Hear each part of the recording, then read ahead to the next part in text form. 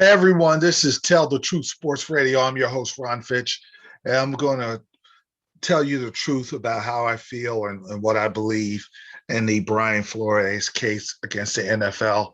I want to speak from the heart because I watched everything from both sides, pundits and what everybody said and how they felt and what's really going on. I'm going to tell you what's good, what's bad, what needs to be improved. I want to tell you two things about me. I believe I'm solution based. I'm not going to sit there and wallow in problems and victimhood and all that garbage. I'm solution based. And as a black man, I believe in black excellence. I believe we need to strive for that. If you don't get the benefit of the doubt with me. I do not care what color you are. And I also believe in character. I want to know what's inside the container. We always talk about the outer part of the container. I want to know what's inside the container before I go to bat for you and defend you or praise you or criticize you. Content of character. Everybody's throwing out Martin Luther King, but he talked about we need to we want to get to a point where we're dealing with content of character. And we want to get to a point when it comes to NFL where it goes to the point where we are with the quarterbacks in the NFL, where it's not even a story with the black quarterbacks, because you have some of the best in the league with Patrick Mahomes and Dak and Lamar. And I'm trying to remember all of them. There's a lot of them that are good and that can play. Jalen Hurts had a good year. There's some more coming in to the league that are going to be good. So that's a non-starter now because you got the players that are the top players. They're making the money. They're regarded, highly regarded. So that was a real problem. You will go ask Warren Moon. But once the players performed excellent and they were people of color and quarterbacks, it became a non-starter. And that's the best thing you want in a league, is to have it a non-starter where you're just dealing with character and you're not dealing with this, but you have to deal with this at this point in time. I sat and I wanted to listen because I'm the type of guy that listens to what people say, and I didn't make it my own judgment. I believe in what's right and wrong. That goes beyond color. There's a right way and a wrong way to do things. So I want to look at what Brian Flores did, and I'll tell you what he did right, and one problem I did have with what he did. He has a lawsuit against Stephen Ross, the Broncos, and the Giants for with Stephen Ross. That's bad, and I'm gonna save Steve Ross for last. I'm gonna go with the Giants and the Broncos. The Giants hired Brian Daboll, and of course we talked about the conversation he had with people on TV. Talked about the conversation he had with Bill Belichick, where he felt like Belichick knew who was being hired. He mistakenly thought it was Brian Daboll instead of Brian Flores. Hey, congratulations. And then it wasn't. And Flores is like, okay, this is the last straw because of what happened with Denver, where John Elway said it was jet lag during the interview, and he said they were drunk. And he hired Nick Fangio, who's the worst coach I've ever seen. He was the sorriest, most pathetic coach. They hired him over Flores, which is crazy.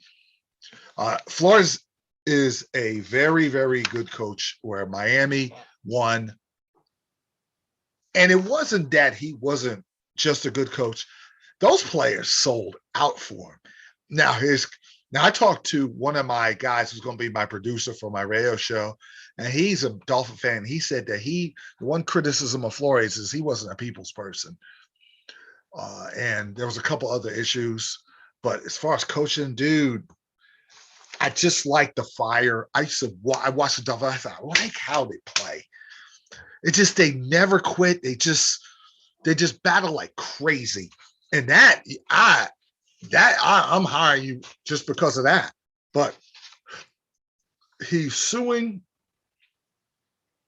the Dolphins and the Giants, and he talked about the NFL in general not really giving the African-American coaches a fair shake. And he talked about the Giants, and his Giants are an organization I have the most respect for. So it's going to be interesting to see how the NFL deals with this. They're going to go through the process. He's suing the NFL. I want to see how they're going to talk about Flores addressed the situation.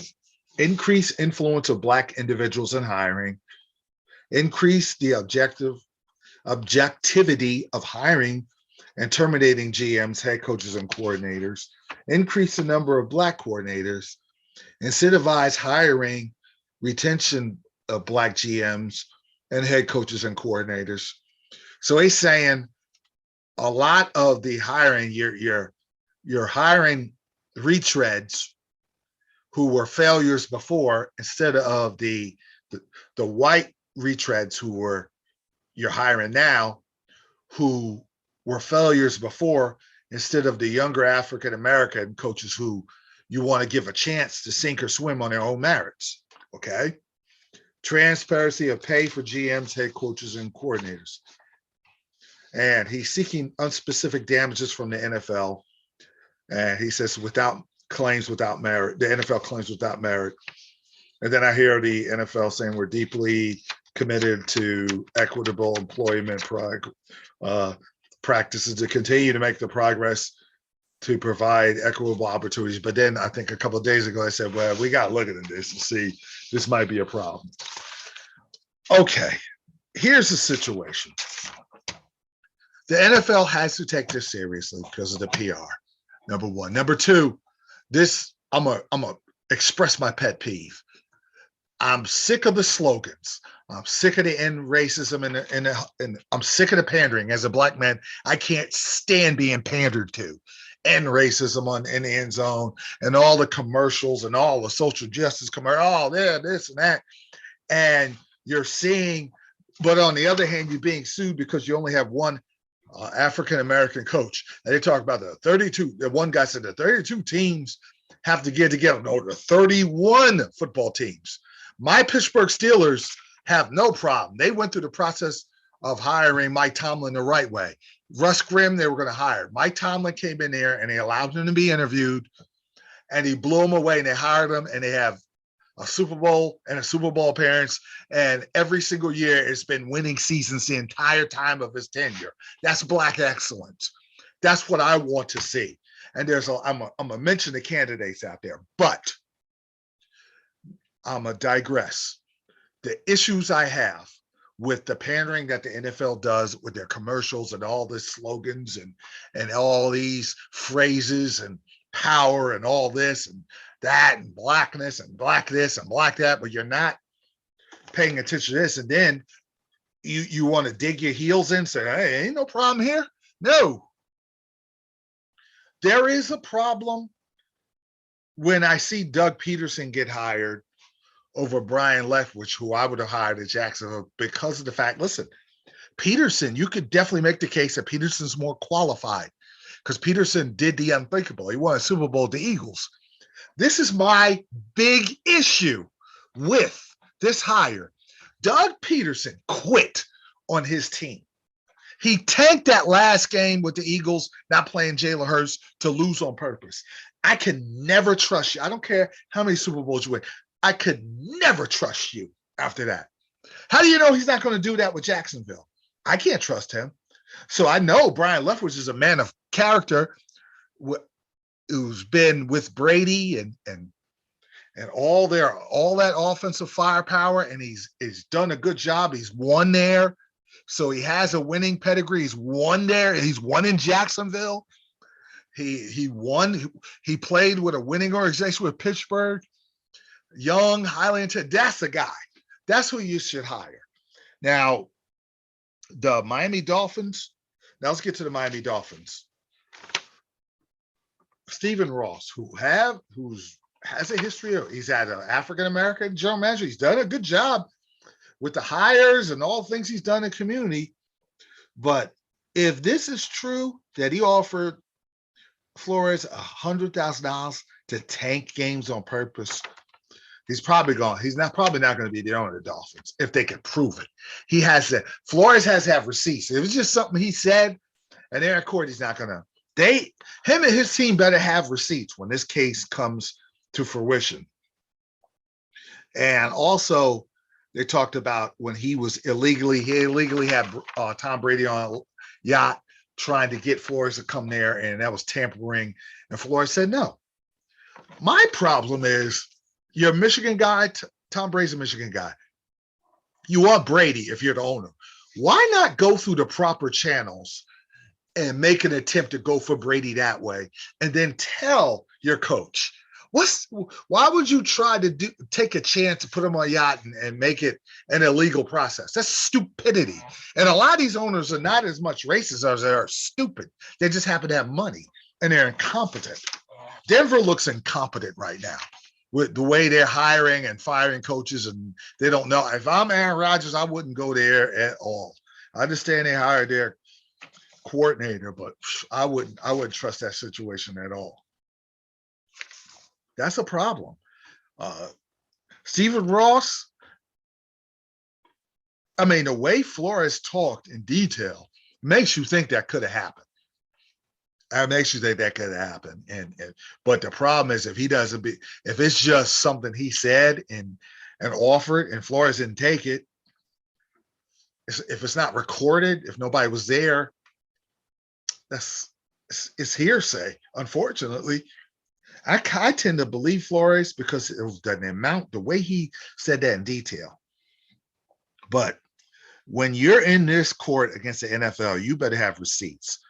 Now, this is the problem I had with Brian Flores. The conversation, I thought he had the conversation with Bill Belichick, and he told, it was a private one. I was on the impression because they were tight or they were friends or whatever, that he explained to Bill Belichick, listen, I got to use this conversation because of how I have to come at the NFL because I've been wrong. So I want you to back my play. He didn't do that. He threw Belichick, and I'm not a big, I have no love for Belichick, Patriots, or any of that, but he's a great coach. But he's in private, you put that private conversation out there and you kind of do that without Belichick's permission. You're gonna, Belichick may have to come to court now because he's a part of the biggest reason he is suing the Giants and the Broncos and the NFL. And another thing is, I was hoping Brian Flores would get, because I love watching him coach. So I was rooting for this guy to get a job with the Saints, which would have been perfect because you get a quarterback. You're already ready. The team is ready to win, and you just got to get a quarterback. Maybe you make a trade for Russell Wilson.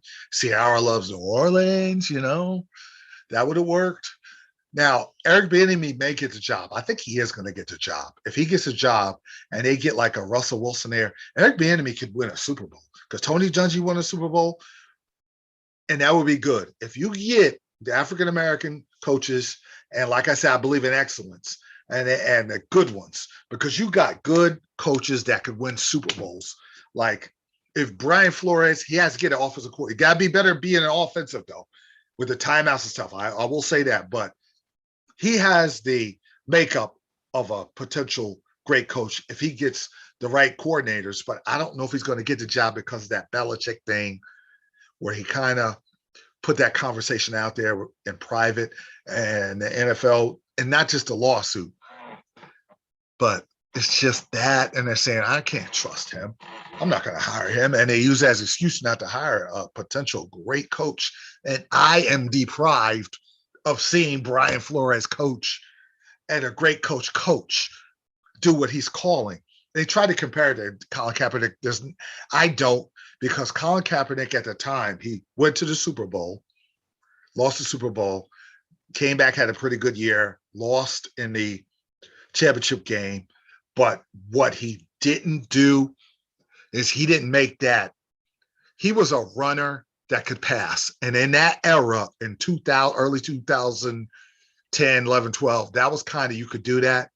The NFL switched to passers who could run, like Josh Allen, Burrow, Mahomes, and he had to make that transition by putting in the work and adding that to his game, and he never did. And when he got benched, he did what he did. But it's different because Brian Flores wants to be a coach. I think that Colin Kaepernick is happy where he's at, doing what he wants to do as far as the social justice and what he believes in and what his truth is and what he believes in. So he's happy where he's at. So I don't think he really wanted to be a quarterback anymore in my heart. Because if you wanted to be a quarterback, you'd have went to the Canadian Football League like Warren Moon did, light it up. NFL, and if you're lighting it up, NFL could care less about what your belief is. If you're really good, they'll deal with whatever you have, whatever they believe you're right or wrong as far as social justice. They'll put him on. But because he was trending down at the time, that hurt that prospect. But I don't think it hurt his prospect. He's where he wants to be. Brian Flores wants to be a coach, and he wasn't trending down. Brian Flores is trending up. The Dolphins were on a 7-game winning streak until they lost their last game. And he had all winning seasons where they played well going toward the end of the year. And you could he could win a Super Bowl with the right coordinators. That's the difference between these two situations. They're similar that they're going after the NFL, but they're different in nature, and the Walt Disney civil rights activists will not tell you that. But on my show, I will break that down. There's details. And I listen to the Walt Disney civil rights activists, and they're more dangerous than anything. Pumping out, trying to bring you back to the 60s, and this is bad. There's issues in race and out in 2022, but it's not the Jim Crow 1960s. And this is not a plantation, and not all white people are a certain way. Not all black people are a certain way. You got to turn them off. And you got to listen to different alternative shows that will give you a correct perspective. And when you're dealing with a situation like this, where there's racial bias, you got to have righteous indignation. You can't sit there and pander. You can't sit there and talk about we're back in the 60s and stupid stuff like that. You got to talk about the relations of 2022. And that's where you got to start. And sometimes talking like that makes people who lust after fake civil rights angry, but this is the truth. My show's Tell the Truth Sports Radio. This is the truth. You have to rightly divide the truth. And they're more dangerous because they want to increase racial tension. That's what they want to do. That's their goal at the Walt Disney fake civil rights, the fake Walt Disney civil rights activists that are on there. And you know who I'm talking about, okay? They make things worse, and they just pander. There are a couple of guys that come on and they've talked about the solution. Another issue I got with the NFL, they talk about all these different things. They did hire African-American today, and I think they're going to hire Eric Bieniemy, and I hope that Jim Caldwell and Leslie Frazier, I hope I'm not missing anybody, because there's a lot of, and Brian Leftwich, who can go and win for your team if you hire them. I don't want the NFL hiring black candidates that aren't qualified, that aren't any good. But these guys you win with. And you don't just hire them because they're black. You hire them because you want to give them a chance to sink or swim on their own merits. Because I believe in solutions and production and excellence. And these guys that I mentioned go for that. They strive for that. So I said, okay, I'll back their play on this one. So we talked about that. I'm glad Mike McDaniel got a chance. He's a good young coordinator with the 49ers. You know, they've been winning. That's a good move by a dysfunctional Miami Dolphins team with a dysfunctional owner. Now, before I get to the solution, one solution I want to throw out there, I got another issue with the NFL and the Walt Disney Network when they're showing these commercials. They talk about businesses, black businesses, but they only talk about black women businesses. Now, I want to tell you something. I'm going to put a disclaimer out there. The sisters with the black-owned business, women black-owned business, they helped me when I had a local TV show on local cable in New Jersey. The sisters were the one that supported me. So I got no problem with that. Okay. But this is the problem I got with the NFL and ESPN. They're running these commercials. Where are the black men business commercials where you promote the black men? You got almost 70% of the NFL is black men, but not one commercial where you're talking about the community, where we're pumping in money for the black men. Okay, black men we're going to promote. We're going to help black men off the streets. We're going to give them hope. You don't have to sell the stuff on the streets. You have to be in a gang. We're going to give you hope. We're going to take away these guys out of the prison system. We're going to bankrupt the prison system. We're going to talk like that. I like to see Goodell and Troy Vincent and Malcolm Jennings when they're running their mouths. I want them to talk like that. We're going to take these guys off the street. We're going to help the inner city. We're going to give them businesses. We're not just going to pump money. We're going to offer them vision other than what they're doing. We're going to clean these communities up one by one. We're going to go into Chicago with a show of force. We're going to go into different inner cities with a show of force. We're going to make it happen. We're going to make real solutions instead of talking and putting fists up in the air and wearing t-shirts and painting end zones. We're going to do some real work. How does that sound? So you're not going to hear that on regular TV and cable shows. Now, finally, before I end this show, I'm going to offer my solution. This is what Roger Goodell should do, but I don't think he's competent enough to do that because they're always a step behind. They always wait for disaster strike, then they scramble. But still doing that, you have some type of conversation with Brian Flores before we go into all the lawsuits. If there's an impasse, let it go and let the courts decide what is going to happen and let the truth come out. But in between that time, after the Super Bowl, when there's an off season, you get former black NFL players like the Jim Browns and a lot of the great Jerry Rices and Emmitt Smith and Michael, or get as many of the former NFL players. You're going to take a week and you're going to have meetings, just private meetings. Get whatever current Russell Wilson, Mahomes, get all the current stars. Dak Prescott, get them all in there. Your union reps, if you want DeMar Smith and all them, you get the owners. You have a meeting. Let the owners, you go in there, no media, no political activists from either side, no politicians, just players. And get some coaches in there. Get Tony Dungy. You want to get Jim Brown and Tony Dungy in there in one room? Those are men. I'm not talking about fakers that just talk junk and sell foolishness on the air. I'm talking about real men, a real man like a Tony Dungy and a real man like a Jim Brown. And you get them in there and you get the current players, you get the owners, you let the owners listen. The Rooney Rule, and then whatever you have to do to tweak the Rooney Rule, keep the Rooney Rule, and the owners will adhere to whatever you have to do, you come away with solutions. So I'm solution-based. Now, once that meeting occurs, you let the owners talk. I want to hear what the owners say. How do owners feel?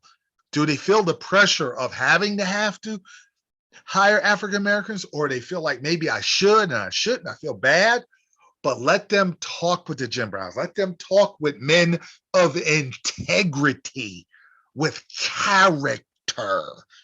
And when you do that, you take that whole week, and you may have owners saying, "Listen, man, I talked to Jim Brown, I talked to Mahomes, I talked to Jim Caldwell, I talked to Leslie Frazier. I didn't know that this was such a problem." And then there's a heart change. And now you're going to hire good African-American coaches, and it's not a problem anymore. And you can continue the business just dealing with sports like I like, because you're going to have guys like the Jim Caldwells and the Brian Leftwich playing each other maybe in a Super Bowl. You might have Eric Bieniemy versus if Brian Leftwich Super Bowl. Look at that, 2 African Americans. But then it comes to a point where it's not even a story no more, because you took the time out to talk. And even if it's unpleasant at times or argue, whatever, talk it out. And then when that happens, okay, now let's figure this out. So we're not having, it might get to the point where they come to solutions and he drops the lawsuit in the NFL and they take care of Flores and he may even get a job. I don't know if he's going to get a job because of that Belichick situation, but I want to see that guy get a job because he's a good coach. But he's a good coach that can make tweaks, because a lot of times coaches, the second time they get a job, improve. Okay, because Belichick became a little more of a people person after the Cleveland disaster, and I want to see if him to get a second chance to do that. I don't know if he is, but I do hope that the Frasers and the Caldwells and the Leftwiches get their opportunity to sink or swim and to shine. And I believe those coaches are good enough where they could shine.